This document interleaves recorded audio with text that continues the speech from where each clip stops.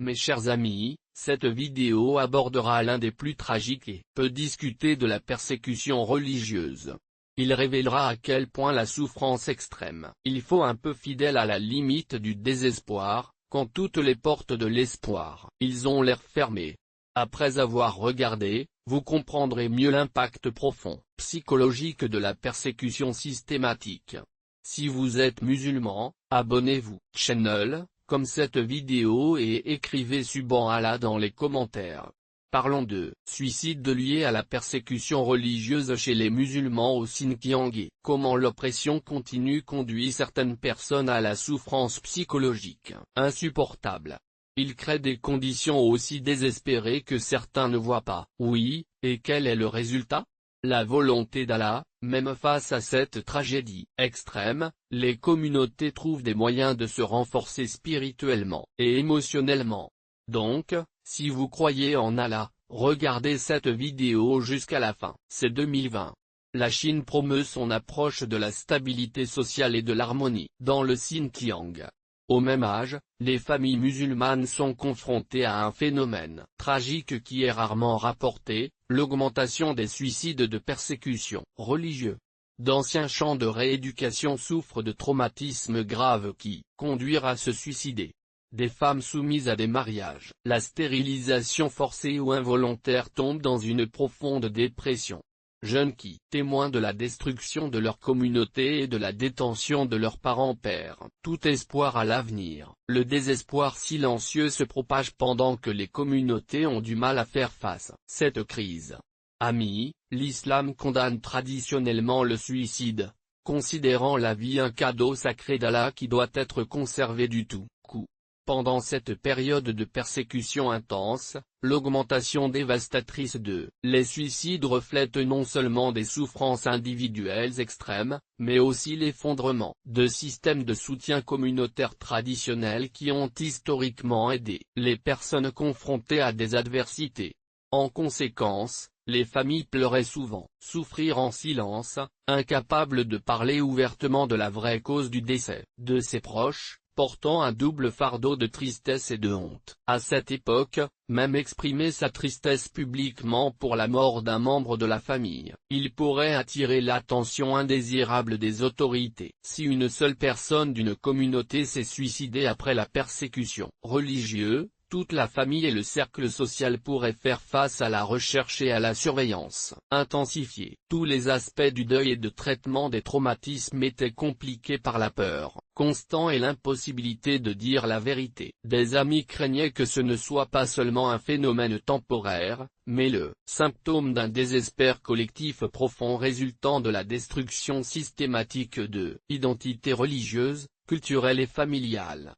Le résultat est une crise de santé mentale qui reste largement non reconnue et non traitée, exacerbée par l'absence de les services psychologiques culturellement appropriés et la stigmatisation associée aux deux suicides. Concernant la discussion sur la santé mentale, la population de la région est confrontée à ce que les experts appellent le désespoir savant, la croyance que la souffrance est permanente et incontournable. Faire face à cette crise invisible, les communautés développent des réseaux souterrains de soutien émotionnel et spirituel, souvent avec un grand risque personnel. Chaque famille musulmane est forcée, navigation impossible land, essayer d'offrir de l'espoir et du soutien les uns aux autres, tout en vivant dans des conditions délibérément conçues pour briser l'esprit collectif. Vous pouvez donc imaginer l'angoisse d'une mère qui la trouve fils qui s'est suicidé après son retour traumatisé dans un champ de rééducation. Sachant que vous ne pouvez même pas admettre la vraie cause de votre désespoir, vous avez peut-être pensé que même dans les circonstances les plus difficiles, la foi islamique, avec sa forte interdiction de suicide serait suffisante pour empêcher de telles tragédies. Amis, nous voulons clarifier que lorsque les gens sont soumis à un traumatisme extrême, torture psychologique systématique et destruction complète de leur système, le soutien, même les convictions religieuses les plus fortes peuvent être dépassées par la souffrance psychologique aiguë. Mais même dans les situations les plus sombres, la miséricorde d'Allah brille à travers ceux qui travaillent à tâte pour restaurer l'espoir et offrir un soutien à la vulnérable. c'est le témoignage de la promesse d'Allah qu'il ne met jamais un fardeau plus important qu'une communauté peut soutenir collectivement même lorsque les individus isolés peuvent succomber au désespoir. Voici le rapport de Goulbar, une mère qui a perdu son fils de 27 ans en 2019. Mon fils Erkin a été arrêté pendant 14 mois dans un domaine de rééducation. Quand retourné, ce n'était plus la même personne. Avant que ce soit un jeune homme plein de vie. J'ai mémorisé la poésie et j'ai adoré jouer des instruments traditionnels. Puis j'ai à peine parlé. Il avait cauchemar constant. J'ai tremblé quand il a entendu de grands bruits.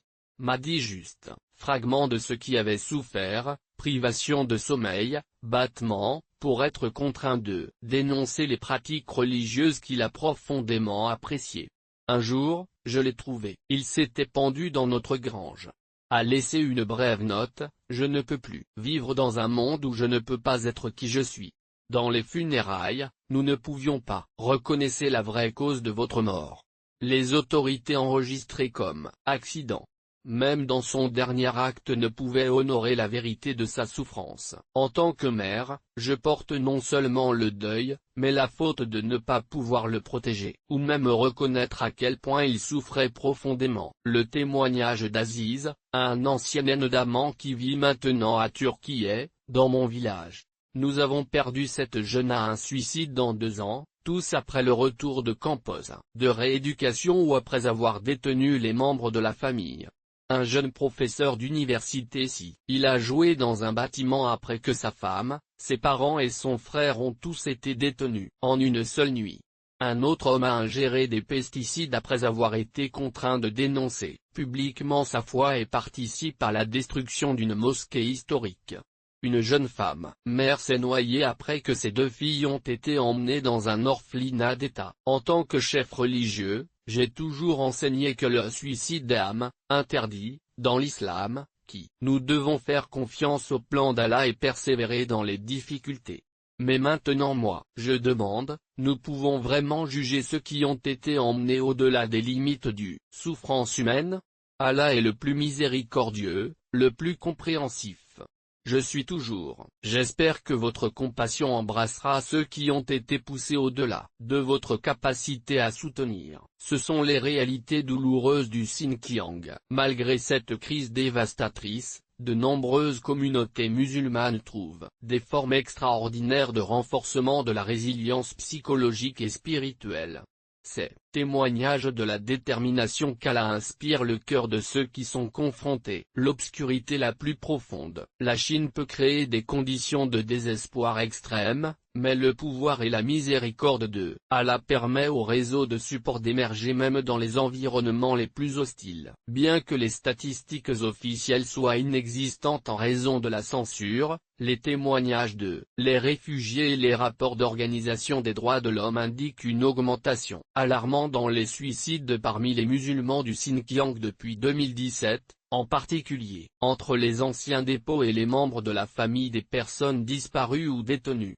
Le plus généralement signalé, notamment la suspension, la noyade et l'empoisonnement moins souvent choisis pour le plus susceptible d'être enregistrés comme accident, protégeant ainsi les familles avec un examen plus approfondi. De petits cercles de confiance et à travers des réseaux dans la diaspora, des initiatives surviennent. Offrir un soutien psychologique culturellement approprié et réinterprété théologiquement. Comment la communauté peut soutenir les familles touchées par le suicide sans abandonner les principes islamiques. Subhanallah, amis, nous aimerions partager avec vous un autre fait extraordinaire sur préserver les initiatives d'espoir que nous sommes sûrs que vous touchera votre cœur. La préservation de la vie est fondamentale dans l'islam. Le Coran dit que sauver une vie est comment sauver toute l'humanité. Allah a démontré que même dans les circonstances plus désespérées, il inspire les gens à devenir des instruments d'espoir aux autres. Cet incident s'est produit en 2021. La crise du suicide était devenue si grave qu'il affectait des communautés entières, créant un cycle de traumatisme et désespoir. En conséquence, de nombreux observateurs craignaient qu'une génération entière puisse être perdue non seulement pour la détention et la persécution, mais pour l'abîme du désespoir auto-infligé. À ce stade, un chercheur qui a travaillé avec des Ouïghurs de réfugiés partageait avec Igo une histoire émouvante sur une initiative de prévention du suicide par la communauté. Je vais paraphraser vos mots exactement comme il m'a dit. C'était documenter les stratégies de survie communautaire et ce que j'ai trouvé, je vais dire, avec mes propres mots, a-t-il dit. C'était extraordinaire. Un groupe de personnes âgées, les chefs religieux et les enseignants avaient formé ce qu'ils ont appelé discrètement Guardians of Hope, un réseau dédié à l'identification et à soutenir les personnes à risque de suicide. En écoutant cela, j'étais intrigué et je voulais comprendre comment une initiative sensible pourrait fonctionner sous une surveillance aussi intense. Le chercheur a expliqué avec admiration la méthode minutieuse qui avait documenté. Dans une voix embargo par l'émotion, il a partagé à quel point les gens ordinaires étaient sauvés des vies à travers apparemment simple mais profondément connexion humaine importante. Les membres de ce réseau informel risquaient souvent leur propre sécurité pour offrir un soutien aux plus vulnérables. Un homme a dit au chercheur, « Nous en avons perdu beaucoup de désespoir. Chaque vie que nous sauvons est une victoire contre ceux qui veulent nous voir disparaître. Pourquoi ces gens ordinaires ont pris de tels risques pour empêcher les suicides dans leur communauté ?» Interrogé, le chercheur a révélé une méthode. La documentation particulièrement efficace était ce qu'ils ont appelé les visites de T1, tradition culturelle ouïghe adaptée à la surveillance de la santé mentale. Un ancien enseignant a expliqué, dans notre culture, rendre visite à quelqu'un pour prendre du thé est quelque chose de normal et ne soulève pas soupçon. Nous avons développé un système où les personnes revenant de la détention ou qui avaient perdu des membres de la famille, ceux que nous savons être plus à risque moins, ils ont reçu des visites régulières de Tifren 2. Pendant ces visites apparemment, les visiteurs ont été formés pour rechercher des signes d'idées de suicide et offrir un soutien discret. Si quelqu'un semblait être un risque immédiat, il a activé un réseau plus large pour s'assurer que la personne ne serait pas seule. Dit que cette approche culturellement appropriée était devenue extraordinairement efficace. Les membres de la communauté estiment que des centaines des vies avaient été sauvées grâce à cette simple pratique de maintien de la compagnie, cohérent pour les plus vulnérables. Tous les impliqués dans ce réseau de prévention ont compris les risques et le délicat équilibre nécessaire. Ils étaient extraordinairement prudents. Personne n'a parlé ouvertement du véritable but de ces visites, mais une compréhension silencieuse s'était développée dans la communauté sur l'importance de maintenir un contact régulier avec ceux qui souffrent. Offrir une présence offerte, oreille constante et compatissante. Quand j'ai demandé comment ils avaient abordé le problème suicide religieux, le chercheur a partagé un autre aspect fascinant de ce initiative communautaire. Le chercheur a déclaré, un ancien homme a développé ce qu'il a appelé la théologie de miséricorde pour des moments extraordinaires. Impossible de diriger les prières ou offrir une orientation religieuse officielle, des familles discrètement visitées, des êtres chers perdus pour le suicide. Au lieu de souligner les interdictions traditionnelles, offrir une interprétation plus compatissante, j'explique aux familles endeuillées qu'Allah, c'est Al-Rahman, Al-Rahim, le plus miséricordieux, le plus compatissant. À temps normal, nous nous suivons notre vie parce que nous rejetons le cadeau d'Allah. Mais quand les gens sont torturés, traumatisés et pris au-delà des limites de résistance humaine, Allah comprend sa souffrance mieux que quiconque. La tradition enseigne qu'Allah juge selon les intentions et les circonstances, uniquement par des actions. Ce ne sont pas des temps normaux, et Allah est infiniment plus miséricorde de ce que nous pouvons imaginer. Quand j'ai commencé à comprendre la profondeur de cette réponse communautaire, le chercheur a partagé quelque chose encore plus touchant à la façon dont ils essayaient restaurer l'espoir chez les jeunes. j'ai entendu toute attention. Il a ensuite déclaré, une stratégie particulièrement puissante impliquait ce qu'ils ont appelé des témoignages de survivants, des personnes qui avaient envisagé ou essayé suicide, mais a trouvé des raisons de continuer à vivre, partager discrètement leurs histoires avec des personnes à risque. Un homme de la moitié âge qui avait tenté de se suicider après 18 mois dans un domaine de Riduka. Maintenant, il a consacré son temps à visiter d'autres anciens dépôts. Je te dis que j'étais aussi au bas du puits, ce que je pensais aussi que la mort était la seule issue. Expliqué. Ensuite, je partage par le soutien des autres dans la communauté et trouver de petites fins quotidiennes, j'ai trouvé des raisons de continuer. Je n'offre pas de faux espoirs que tout sera très rapidement. Au lieu de cela, je parle de comment résister à un autre jour est un acte de dignité et de courage, que lorsque nous continuons d'exister, nous refusons de leur permettre de supprimer complètement notre peuple. Profondément touché par cette redéfinition de la survie elle-même comme un acte de résistance, je pensais que sous un tel niveau d'oppression, il serait impossible d'organiser tout type de réponse de la communauté à cette crise, mais cette communauté prouvait le contraire. Le chercheur m'a dit à quel point les personnes âgées jouaient un rôle fondamental dans la prévention du suicide. Les anciens de la communauté ont développé qui a appelé le comptable des histoires historiques de survie, récits soigneusement sélectionnés sur la façon dont les personnes Ouïghes avaient survécu persécutions antérieures au cours des siècles.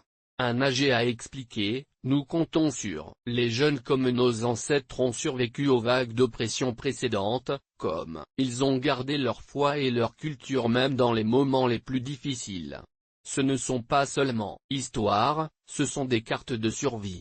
Quand un jeune homme sent qu'il n'y a pas d'avenir, vous rappelez que notre peuple a déjà fait face à l'obscurité et à survivre peut planter une petite graine d'espoir. J'ai été impressionné par cette mobilisation de la mémoire historique comme une ressource de résilience et à poser des questions sur l'impact de ces initiatives. À ma grande surprise, le chercheur a répondu qu'il voyait des résultats concrets même sous plus de circonstances défavorables. Un homme qui avait perdu son frère de suicide, s'est devenu un gardien de l'espoir particulièrement dévoué. Il a développé qu'il a appelé la théorie des petites fins pour les personnes désespérées. Profond. Quand quelqu'un envisage un suicide, il ne ressent souvent pas « il n'y a plus de but à vivre », a-t-il expliqué. J'aide à identifier les petites fins quotidiennes, prenez soin d'un enfant, enseignez une capacité traditionnelle à un jeune, préserve une recette familière, mémorisez un poème. Ceux-ci peuvent sembler insignifiants par rapport à l'immense souffrance, mais sont souvent suffisants pour ancrer quelqu'un pour un autre jour, puis un autre et un autre. Conviction, la survie est devenue notre acte de culte plus profond. Nous continuons d'exister en tant que musulmans ouïghurs, nous assistons à la promesse, qu'aucune difficulté n'est éternelle. Personne ne peut prédire combien de temps cette crise de suicide se poursuivra. Mais les communautés sont déterminées à protéger chaque vie précieuse qu'ils peuvent. La plupart des personnes impliquées dans ces réseaux de soutien croient fermement que l'être présent aux plus vulnérables est une expression fondamentale de leur foi islamique. En action, l'une des histoires les plus touchantes concernait une jeune femme qui avait essayé d'obtenir la vie après avoir été forcée de dénoncer publiquement leurs croyances religieuses. A été sauvée par sa grand-mère, qui, au lieu de la condamner, a commencé à lui enseigner la broderie traditionnelle ouïghe. Chaque point que vous donnez est une prière silencieuse, a expliqué la grand-mère. Chaque norme, vous créez une déclaration de qui nous sommes. Peu à peu, la jeune femme a trouvé but dans l'apprentissage et la préservation de ses connaissances traditionnelles. Un jour, quand nous avons parlé de la broderie, a déclaré sa grand-mère, ma petite fille a dit quelque chose qui jamais j'oublierai, j'ai compris que si je mourais, ce serait une personne à moins que tu ne saches ses normes, ses points, ses couleurs. Une petite partie de notre culture mourrait avec moi. La jeune femme a non seulement survécu, mais a commencé secrètement à enseigner à d'autres jeunes, créant un petit cercle qui s'est apparemment rassemblé. Broderie, mais qui a constitué une communauté de soutien mutuel et de préservation culturelle. Le chercheur a ensuite dit que lors de la documentation, on comprit que dans la résistance contre le désespoir, ces communautés étaient rediscourir des façons profondément significatives d'affirmer la vie et l'identité, même dans les circonstances plus oppressives. Le chercheur a remercié Allah pour l'opportunité de voir cela, démonstration extraordinaire de la compassion communautaire. Érudit. L'obscurité du désespoir peut en effet porter certaines âmes à la limite. Mais Allah, dans sa miséricorde infinie, inspire toujours les autres à devenir des phares d'espoir, montrant que même dans la nuit plus sombre, la communauté peut être l'aube qui empêche certains de prendre des décisions irréversibles. Des amis, voyant cela, se souviennent du verset du Coran où Allah dit, « Ne vous composez pas. En fait, Allah est miséricordieux envers vous. » Ce verset n'est pas seulement une interdiction, mais un souvenir de la valeur sacrée de la vie et de la promesse que la miséricorde d'Allah est plus grande que toute souffrance à laquelle nous pouvons faire face dans ce monde temporaire. Écrivez Allahu Akbar ou Subhanallah dans les commentaires. Partagez cette vidéo avec vos amis pour accroître la sensibilisation à cet aspect dévastateur de la persécution religieuse et pour évaluer les initiatives communautaires qui travaillent pour préserver la vie et l'espoir. Nous reviendrons avec une nouvelle vidéo qui continuera d'explorer d'autres aspects des défis rencontrés par nos frères et sœurs dans la foi. Jusque-là, réveillez-vous alaikum.